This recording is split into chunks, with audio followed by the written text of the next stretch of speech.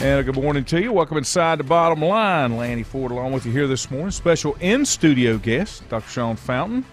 Sean's going to be starting cross country at CVCC, and we're glad to have him in with us. We like to keep up with the local sports, connect with the local schools, CVCC, Gaston, Lenore, Ryan, keep folks abreast.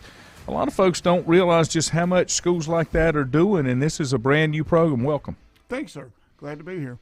And glad to have you in. So you're going to get started this fall? Yes. We announced sometime after Christmas that we're going to start cross country. And, I mean, if you look at Catawba County as a center of a donut hole, you know, all the counties that touch us have great runners. Mm-hmm. You know, we've got some D1 runners that have gone on to UNC Charlotte and Lincoln Memorial, just a couple from Ford.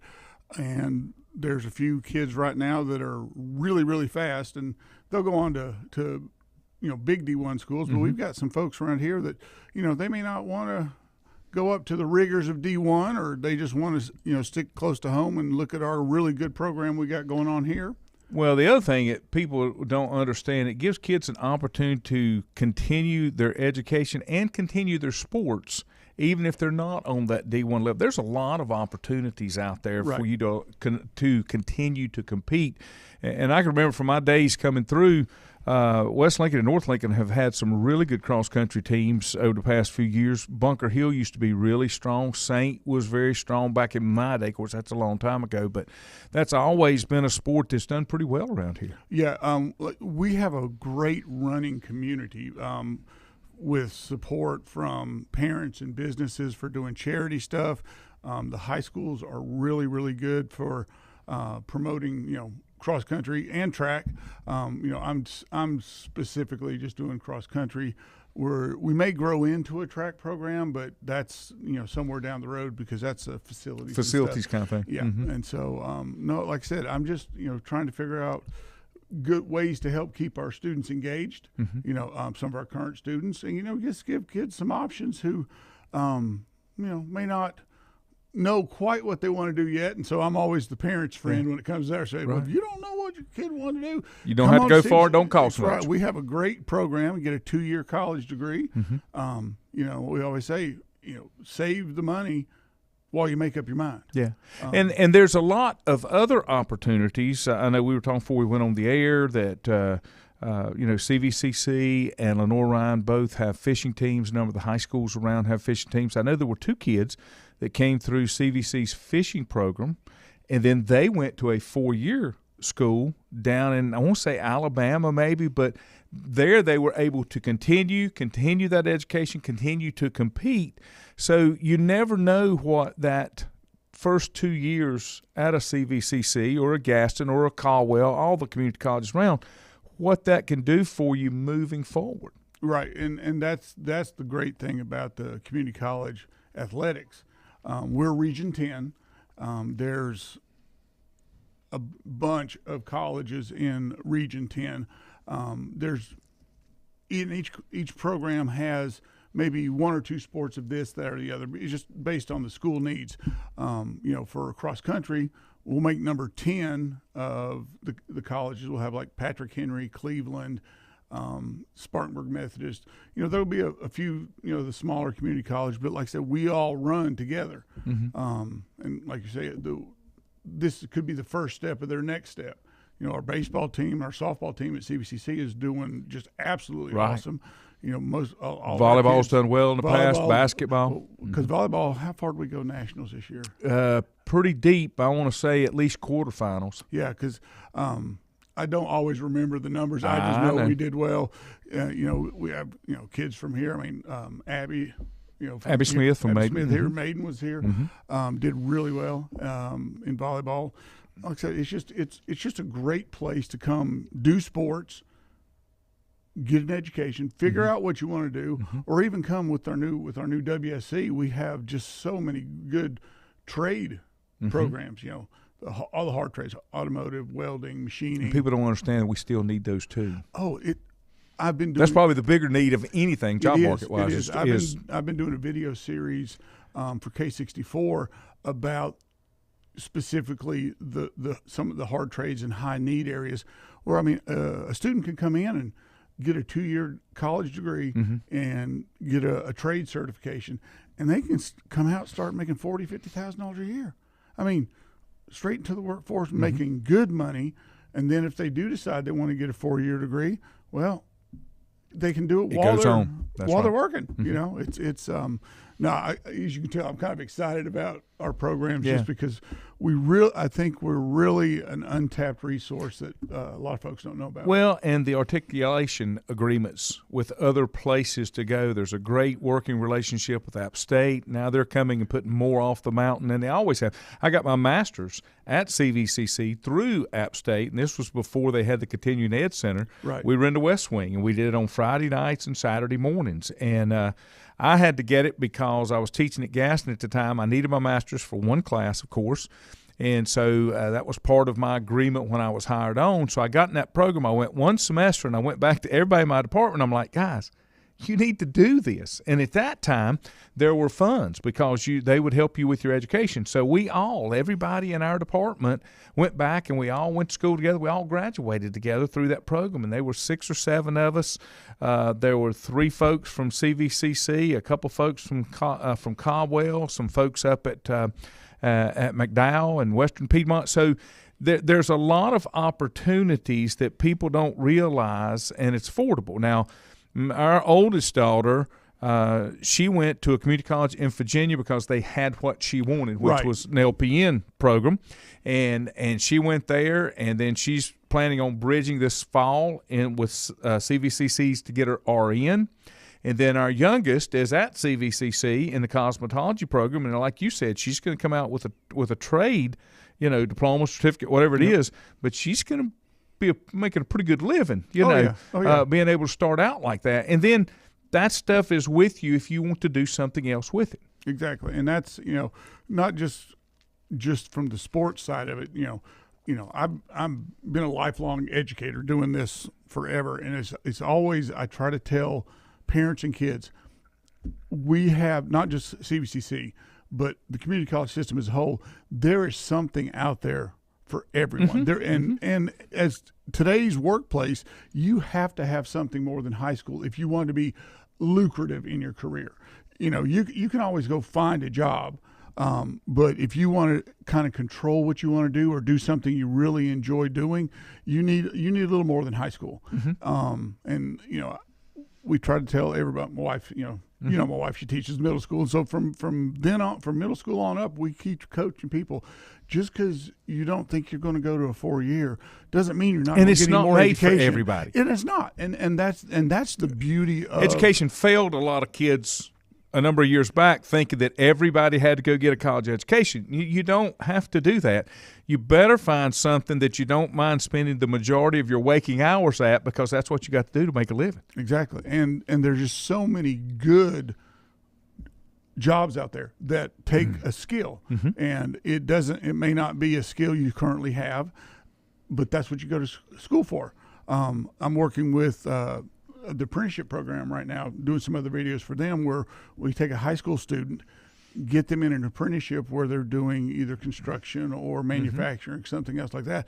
And the program is geared, it's going to teach you while you're in school how to grow into a professional in that field.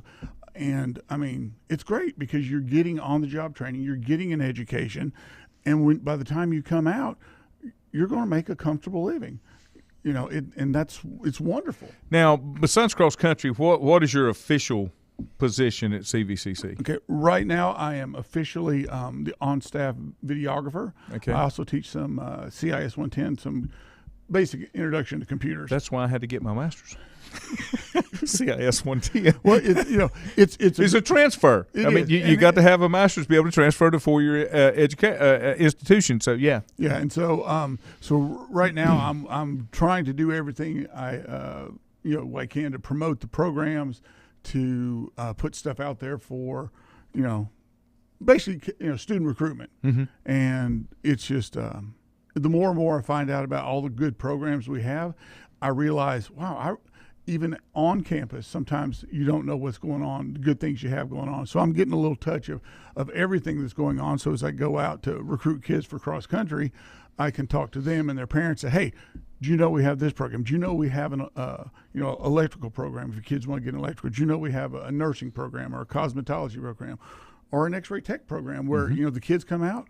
We have 100% passing rate from our X-ray techs. When they go through the program, they pass the national certification, and they're pretty much a job waiting for them.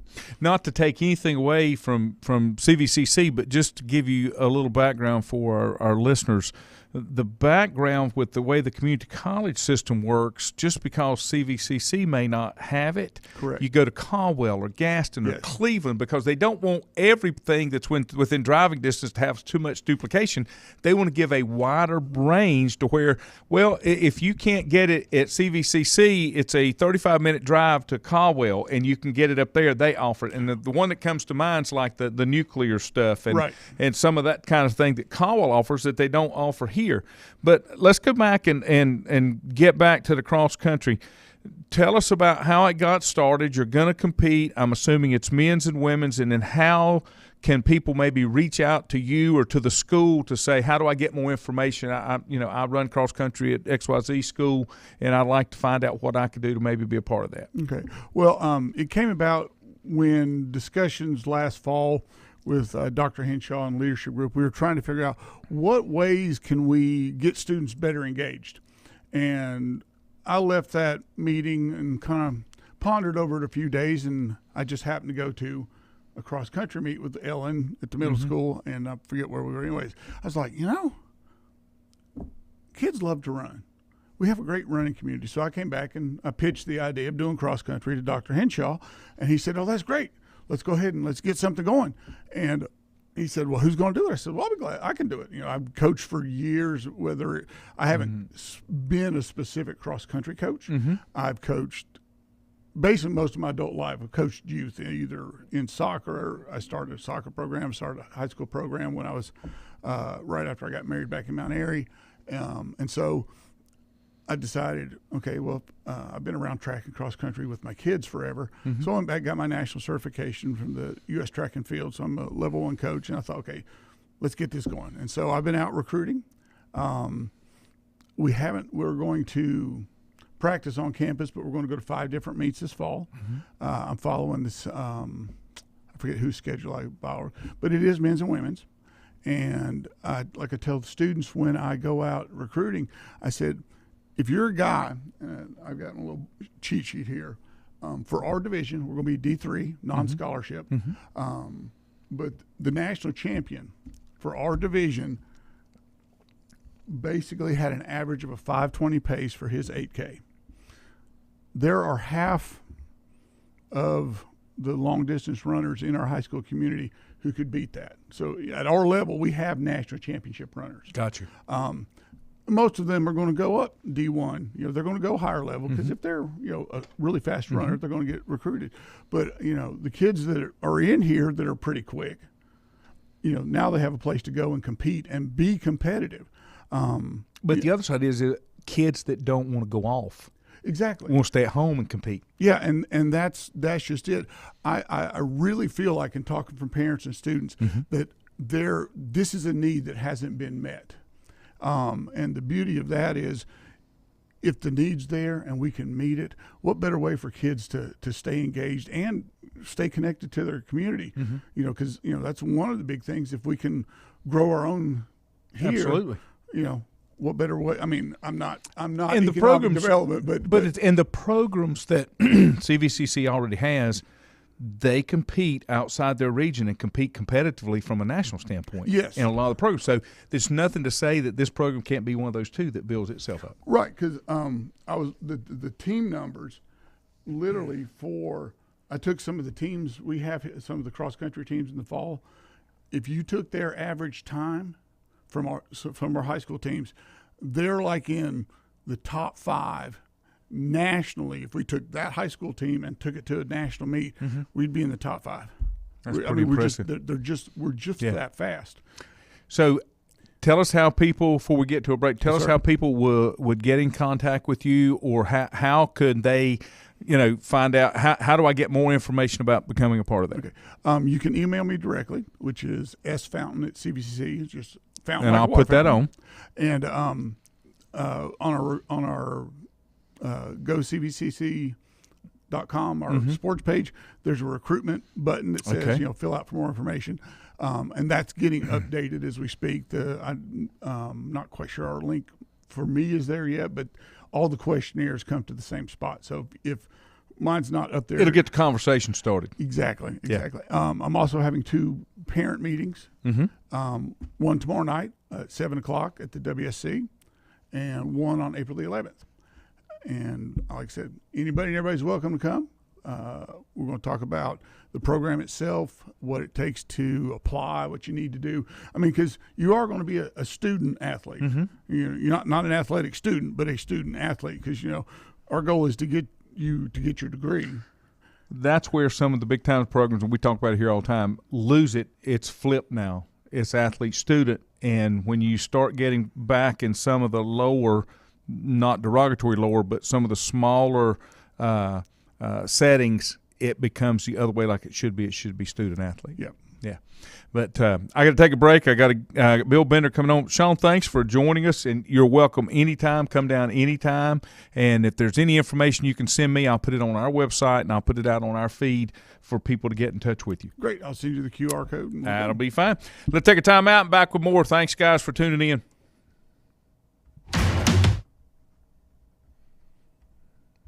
Hit the right button. Down meal or a call-in for the drive-thru, Brookwood Cafe and Catering is the answer. A variety of meats, vegetables, and desserts cooked daily, or a hot sandwich from the grill, they have what you're looking for to satisfy your taste buds. If you need catering from 5 to 500, Brookwood has you covered as well. Stop by Brookwood Cafe and Catering at 202 Providence Mill Road in Maiden. Don't forget breakfast daily till 11 a.m. Open Tuesday 6 a.m. to 2 p.m., Wednesday through Saturday 6 a.m. till 8 p.m., and Sunday from 7 a.m. to 3 p.m. Call 828-428-8944 to place your order today. If you ask around, you'll find Burke Mortuary has a reputation for excellence and commitment to value. They've built a reputation of trust for more than 35 years. Burke Mortuary is proud to offer personal attention, meaningful tributes, and the area's most affordable prices. They're also proud to offer you beautiful, state-of-the-art facilities. It's the perfect place to honor your loved one. So when choosing a funeral home, the choice is easy. Choose Burke Mortuary with locations in Maiden and Newton. Covenant Church began as a vision of just over 100 people in 1984. Since then, Covenant Church has grown and currently located at 2168 Gastonia Highway in Lincoln. The Sunday schedule includes early morning worship at 8:30, Sunday school at 9:45, and morning worship at 10:45. Their ministries extend beyond Sunday. Visit their website at www.covenantchurch.church to see all they have to offer, and better yet, stop by and see for yourself. Covenant Church may be just what you're looking for a new church home. First Federal Savings Bank has been serving Lincoln County since 1940.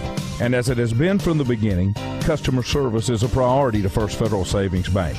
They want to get to know you by name.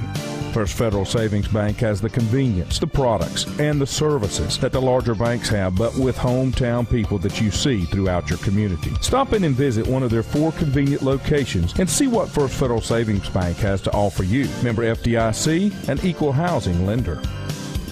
Untangling your headphones, finding the right remote, saying goodbye to your favorite shirt that hasn't fit in 10 years. Why are simple things sometimes so complicated? Thankfully, with Auto Owners, insurance doesn't have to be one of them. Auto Owners works with independent agents who live in your community and answer when you call, so you can worry about more important things, like finding a new favorite shirt.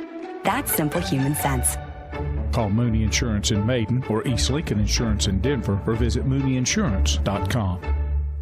At Stifel Nicholas, we're committed to offering investors personalized investment guidance. We're a full-service organization with department staffed with professionals that specialize in a wide range of investment opportunities, from the most conservative to the most aggressive. We strive to give each account, regardless of size, careful, individual attention. Call Member today at 828-624-7300. Stifel Nicholas, member SIPC and the New York Stock Exchange.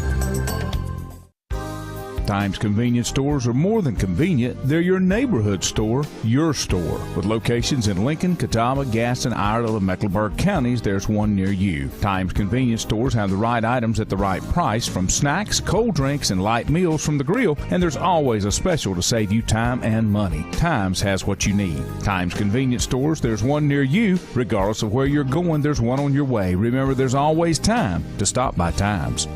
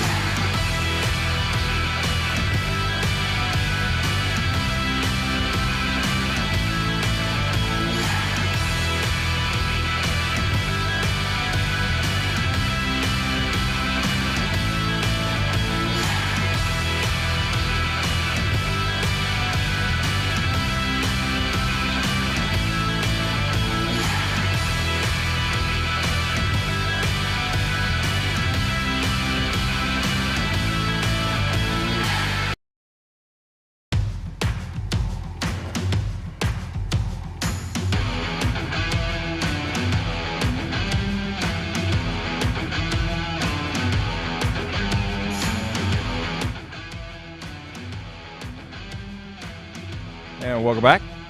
And we appreciate Dr. Sean Fountain joining us this morning, talking about the new CVCC cross-country program. It's amazing how many of the the community college schools are getting into sports. It's a great way to get people in. Let me go over to our guest line, bring our guest on as he does each and every Wednesday, Bill Bender. Bill, thanks for joining us. Have I got you? Bill? Bill, have I got you? Yeah. I'd hit mute by mistake. I didn't mean to do that. I don't know how I did that. But I appreciate you joining us this morning. We had a guest on. He is starting a cross-country program at CVCC, one of our community colleges here in Catawba County. And the community colleges around here are really getting into sports. And it's not really JUCO. It's what used to be JUCO of 40 years ago, but we've got some community college programs down here that have made it into the quarter and semifinals in volleyball and some other sports. So is it the same way in Ohio? No, not really. But Division III is the big scene here, and that's what they're ranked as Division III. Yeah, I mean, like Mount Union and Ohio Northern, my buddy played. We have that whole Ohio Athletic Conference, it's all D3 schools, and then they have the NCAAC, which is a bunch of D3 schools that kind of stretches into Pennsylvania. So, and all of them have football, so it's kind of cool. Mm-hmm. Before we get Final Four, I got a couple things I'm going to throw out there. I heard a rumor yesterday, and I talked to Juju about it earlier this morning, and I'll have his interview just a little bit. There's a rumor going around that Baker Mayfield gets cut and he finds a home with the Steelers. Has that got any legs to it?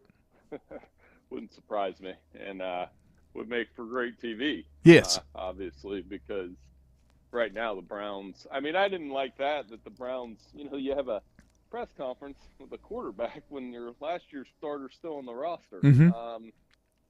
Browns are really set themselves up for – they better get it done in the next couple years because, given what they've traded in the draft to Houston, given the possibility that Baker could be playing for the Steelers, and we know he would eat that up.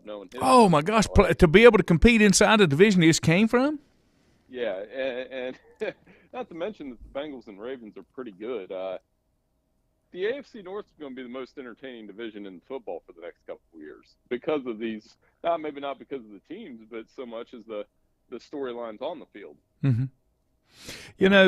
We will switch to Final Four action. It's hard to believe Carolina and Duke have never met in the NCAA tournament. I told our editors about that like 2 weeks ago because I do that. That's the first thing I do, as crazy as it sounds.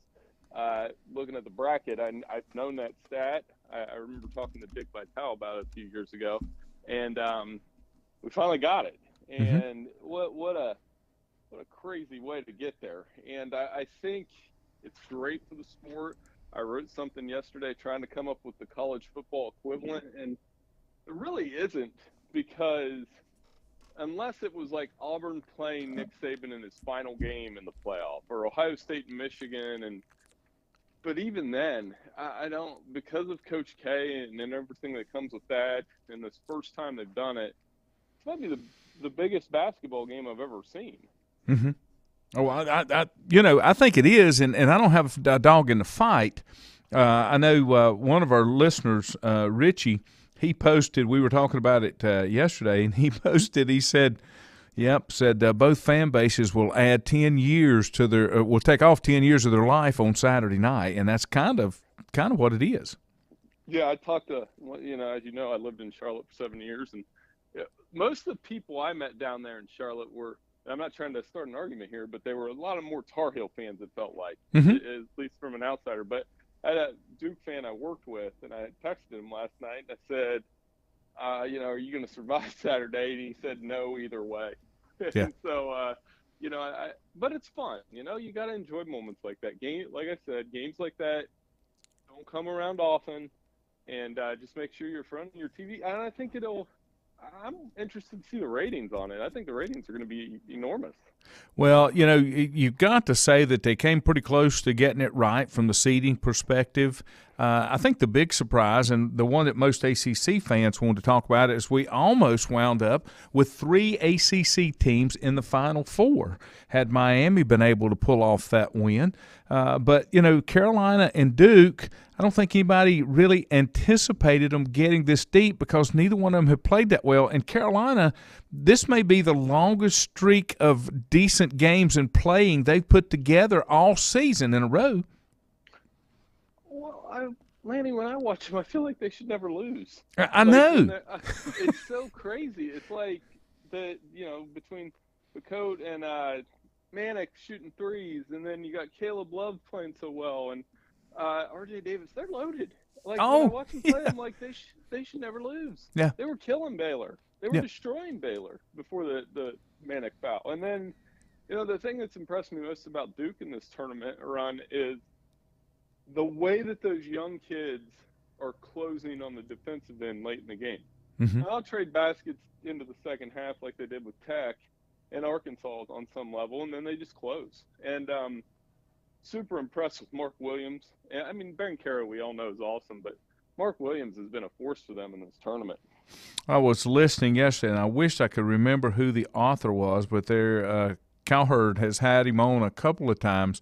But he wrote a book about Krzyzewski, and he was talking about nobody fears Krzyzewski for his offensive prowess. It's the defensive prowess that and that's exactly what you're saying, because most people say he's average to just above average from an offensive standpoint, but he's almost a combination of Bill Belichick from the analytical side to a Vince Lombardi from the motivational, emotional side.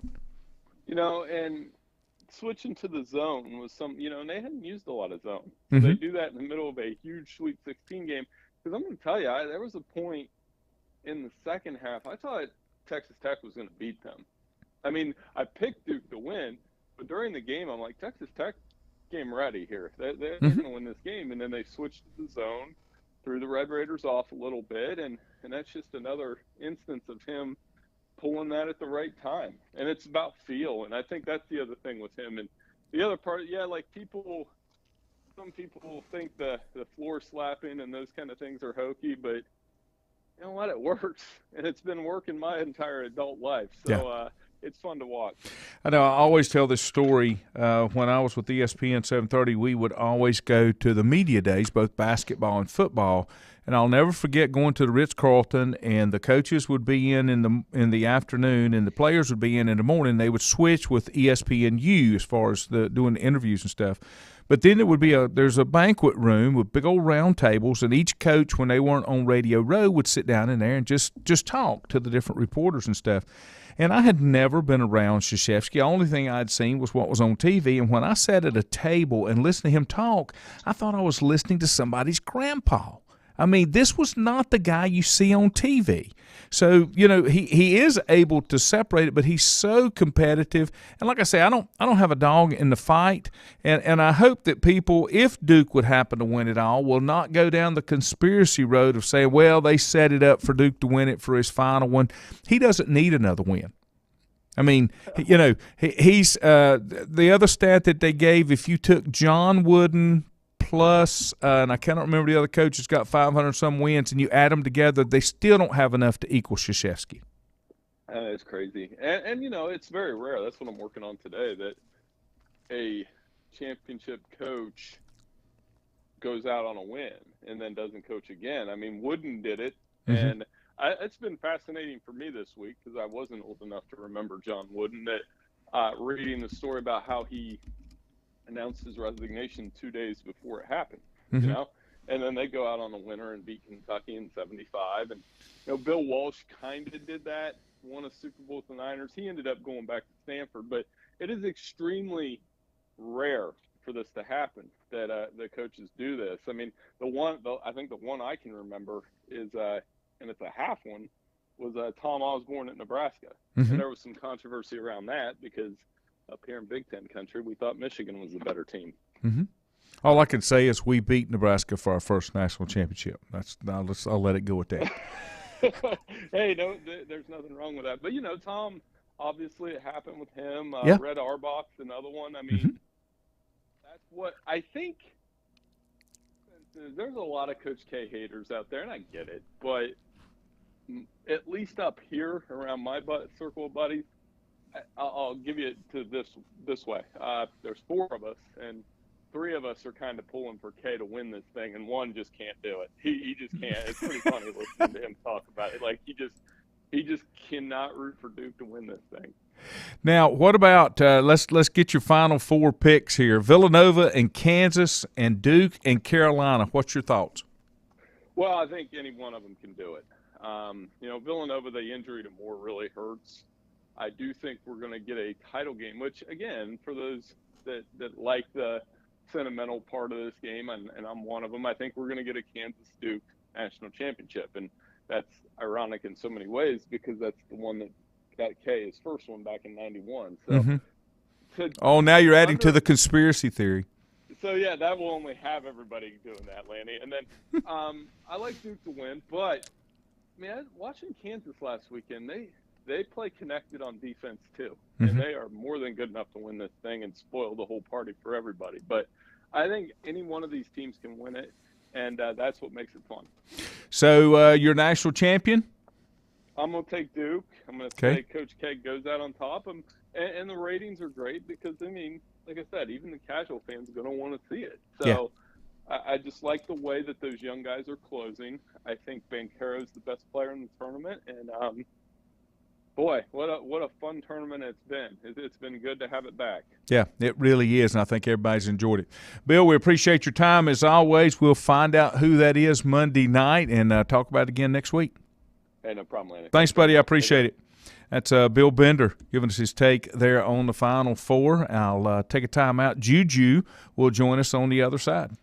Whether it's a sit-down meal or a call-in for the drive-thru, Brookwood Cafe and Catering is the answer. A variety of meats, vegetables, and desserts cooked daily or a hot sandwich from the grill, they have what you're looking for to satisfy your taste buds. If you need catering from 5 to 500, Brookwood has you covered as well. Stop by Brookwood Cafe and Catering at 202 Providence Mill Road in Maiden. Don't forget breakfast daily till 11 a.m. Open Tuesday 6 a.m. to 2 p.m., Wednesday through Saturday 6 a.m. till 8 p.m., and Sunday from 7 a.m. to 3 p.m. Call 828-428-8944 to place your order today.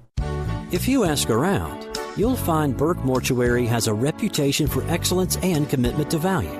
They've built a reputation of trust for more than 35 years. Burke Mortuary is proud to offer personal attention, meaningful tributes, and the area's most affordable prices. They're also proud to offer you beautiful, state-of-the-art facilities. It's the perfect place to honor your loved one. So when choosing a funeral home, the choice is easy. Choose Burke Mortuary with locations in Maiden and Newton. Covenant Church began as a vision of just over 100 people in 1984. Since then, Covenant Church has grown and currently located at 2168 Gastonia Highway in Lincoln. The Sunday schedule includes early morning worship at 8:30, Sunday school at 9:45, and morning worship at 10:45. Their ministries extend beyond Sunday. Visit their website at www.covenantchurch.church to see all they have to offer, and better yet, stop by and see for yourself. Covenant Church may be just what you're looking for a new church home. First Federal Savings Bank has been serving Lincoln County since 1940. And as it has been from the beginning, customer service is a priority to First Federal Savings Bank. They want to get to know you by name. First Federal Savings Bank has the convenience, the products, and the services that the larger banks have, but with hometown people that you see throughout your community. Stop in and visit one of their 4 convenient locations and see what First Federal Savings Bank has to offer you. Member FDIC, an equal housing lender. Untangling your headphones, finding the right remote, saying goodbye to your favorite shirt that hasn't fit in 10 years. Why are simple things sometimes so complicated? Thankfully, with Auto Owners, insurance doesn't have to be one of them. Auto Owners works with independent agents who live in your community and answer when you call, so you can worry about more important things, like finding a new favorite shirt. That's simple human sense. Call Mooney Insurance in Maiden or East Lincoln Insurance in Denver or visit mooneyinsurance.com. At Stifel Nicholas, we're committed to offering investors personalized investment guidance. We're a full-service organization with departments staffed with professionals that specialize in a wide range of investment opportunities, from the most conservative to the most aggressive. We strive to give each account, regardless of size, careful, individual attention. Call 4Rembert today at 828-624-7300. Stifel Nicholas, member SIPC and the New York Stock Exchange. Times convenience stores are more than convenient. They're your neighborhood store, your store. With locations in Lincoln, Catawba, Gaston, Iredell, and Mecklenburg counties, there's one near you. Times convenience stores have the right items at the right price, from snacks, cold drinks, and light meals from the grill, and there's always a special to save you time and money. Times has what you need. Times convenience stores, there's one near you. Regardless of where you're going, there's one on your way. Remember, there's always time to stop by Times.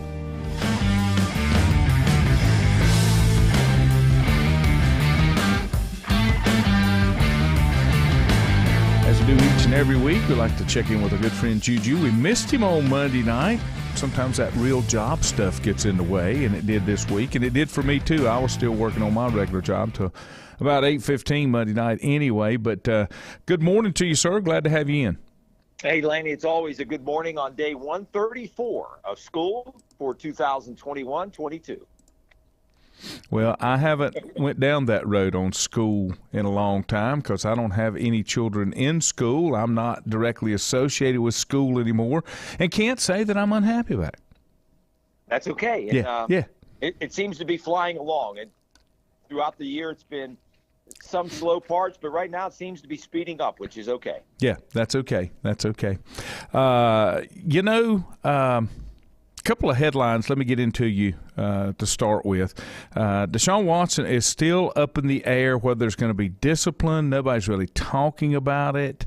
But the big story that I heard yesterday, and this one, you may have this one on your list as well, could Baker Mayfield be on the radar for the Steelers if he's released? No. Okay.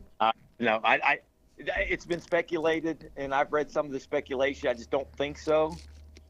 They've invested, I believe, up to $15 million in Mitch Trubisky. Not that he is better than Baker Mayfield, but from all the signals that the Steelers are giving about the upcoming NFL draft, which is actually, 1 month from today? The idea is that the Steelers are going to try to get a quarterback. And if there's the one that they want is there at 20 or might be there at 15, they may jump up. I don't know if that's the case or not. I would think that they might want to go in another direction, but they're giving signals that they're going to draft a quarterback high with their first round pick, which is at number 20. I don't think the guy that they want, one or two, either Kenny Pickett or I don't know which guys they favor, maybe Malik Willis or Matt Corral. Whichever one of those three, if any one of those are there at 20, I'm sure they'll try to take it. But I just don't think that they will do that. I think they would do that more than they would try to pick up Baker Mayfield. Though, I mean, stranger things have happened in pro football over the last couple of weeks and last couple of months. They already have 3 quarterbacks there on roster, and then they'd have to probably cut 1 or 2 and maybe having a Baker Mayfield and Mitch Trubisky in as the starter and backup and let them fight it out and get rid of the other 2 and draft a young quarterback. You know, maybe that's the route that they'll go, and they'd have to cut Mason Rudolph and Dwayne Haskins, which is not going to be a bad thing. And maybe the more I think about it, maybe that would be a good idea. I just don't think that. I think the Steelers are going in a different direction, and I think they got other needs right now. And I know they need a franchise quarterback, but so do about 20 other teams, franchises. I think they're trying to build elsewhere, build up the defense and build up the offensive line. Yeah. Well, mixed feelings about it. I'll put it that way. I don't know that I would like that idea. Some of the stories that I read, the backstories, Tomlin's kind of infatuated with Baker Mayfield. Feels like, you know, he's a player that he could bring in and do something with. Now, you know, he's not a Bill Belichick, but he has brought in troubled players before. And I think it's one of those things because of Baker's ego and attitude. He would love to be a quarterback on an opposing team in the same division that he used to play for. Yeah, I can see that. I'm not so sure Baker Mayfield fits the kind of offense that the Steelers want to run anymore. I don't know. It's going to be interesting. I don't think he's going to get traded. I don't. No. I think he's going to be cut, and that makes him cheap. Yes. Teams aren't going to give up a draft pick and then have to pick up the contract. So, that's correct. Yep, yeah. You're correct. So what else you got going on in your world, sir? We'll keep it local since you guys got talking a little local, CVCC sports. I wanted to mention, throw out the softball team, which has won 18 straight games. Lanny, they're having a fine year. Women's softball at CVCC, they're 23-1. And it's been a good year for softball in college around here. Lenore Ryan's women's softball team now 24-9. They've moved up to third place in the South Atlantic Conference. And we talked a lot about baseball. It was a tough weekend over the weekend for the Lenore Ryan baseball team. They had been fighting for the South Atlantic Conference championship, but they got swept at Catawba. Catawba, led by Jim Gant, the Newton Conover High School product. They fell from second place to fifth place after losing 3 straight, and that pretty much ended their hopes of winning a regular season South Atlantic Conference championship. But right now, the Bears are having a fine year. They snapped a 4-game losing streak last night. They won at Limestone and now are 27-7. Landy, they got what? They got 16 games left. I think that's by my count. 16 regular season games left. If the Bears go 10-6, which is quite possible, they could finish with a record of more wins than any other team in Lenore Ryan history. I think the record is 35 or 36 wins. 10 wins will get you 37 wins. There's a possibility they could get up to 40. If you look at the standings, LR's 5th right now, and all the teams ahead of them, they don't play. Teams below on their schedule, Mars Hill this weekend at Mars Hill, Lincoln Memorial, Carson Newman, and Virginia Wise. All those teams are below LR in the standings. And if LR can come out and win maybe 10 out of the 16 games, I think they could probably clinch as an at-large team to make the playoffs, and they haven't done that in 20 years. Wow. That's big news. What do you attribute falling off? Just long season, step up in competition? What would you think happened over the weekend against Catawba? Well, they had a chance to win all 3 games. They lost 2 of the games by 1 run, 2-1, and then had a 7-2 lead in the middle game and ended up losing 10-7. So I would say clutch hitting, bullpen, and the competition. Catawba's, year in and year out, historically been very good. And the Bears have had a good run earlier this year, and maybe playing on the road had something to do with it, Lanny. The Bears are 19-1 at home and have been playing on the road now. They wrap up an 8-game road trip this weekend when they play at Mars Hill. So maybe if they get back home, they can get more on the winning side. But we'll have to wait and see. They're definitely having a season that have not had in a long, long time. But I think they just ran into a buzzsaw at Catawba, and that's baseball sometimes. Yeah, it is. What else you got, sir? Well, tomorrow, Landy, I know rain's in the forecast. A couple of pro days are being lined up for colleges around here. Appalachian and LR both have their pro days tomorrow. I think Appalachian's in the morning. Lenore Ryan's in the afternoon. It's about 1 to 2 o'clock, and I don't know if that's going to be affected by the rain or not. But for LR, it's been few and far between when it comes to pro days. Their top wide receiver, Derek Young, is going to be on hand. He could get a look in the upcoming NFL draft. I don't think he's going to get drafted, but will likely get a free agent contract. He has the measurables. You've seen him play 6'2", 220 pounds, big enough, probably fast enough. I don't know what happened where he did not get an invite to the combine, but that's usually a sign that you can have a chance to get drafted. But 3 other of his teammates are going to be there tomorrow for this pro day. And I think that's the first time Lenore Ryan has had a pro day for more than 1 player in quite a long time, if ever. And Appalachian's got 4 good players. Lanny, their linebacker, DeMarco Jackson, probably will get drafted. He played in the Senior Bowl. And one of their other players, wide receiver Corey Sutton, is another guy that's seen a lot of action and has been getting a lot of publicity as well. So it should be a fun day tomorrow if the rain can stay away. And App has got a huge indoor facility, so that won't the weather doesn't really come into play up there as much. I'm trying to remember I met the gentleman who was one of the biggest donors into Schofield, I believe, is the name of it. But it is a really nice indoor facility that they've got up there. But it is nice that LR is having a pro day. It is. Again, it's something they've not had before. They had planned one when Kyle Duggar was coming out in 2020, but obviously because of the pandemic and everything, and we were just getting into lockdown mode then, and so they did not have it. But this is the first time I believe they've had more than one. They had a pro day for one of their guys that got drafted 20 years ago, John Milam, that got drafted by the 49ers as a defensive lineman. And I attended that one. There were about 6 or 7 scouts, including some agents. And I have a feeling that's probably what you're going to see tomorrow, unless, got some scouts that are going to the Appalachian Pro Day and will swing down here and check out LRs as well. So they may get a little bit more of a crowd. Any update on spring practice? Yeah, I had a chance to watch it over the weekend. They had a little scrimmage, organized scrimmage kind of thing. They have another one this Saturday, and their spring game is 2 weeks, or next weekend, a week from this coming Saturday. Spring practice is going okay. They're still trying to find a quarterback, Lanny, a QB1. There are 4 guys that are vying for that position, and the parts that I've seen, and I usually stay for at least the early part when they go through the different drills and the team drills, and the 4 quarterbacks are getting equal amount of snaps. They're getting snaps with the first team and second team units, and they're rotating those quarterbacks in. So I don't know if they've decided on a QB1 or not. I have a feeling that they haven't.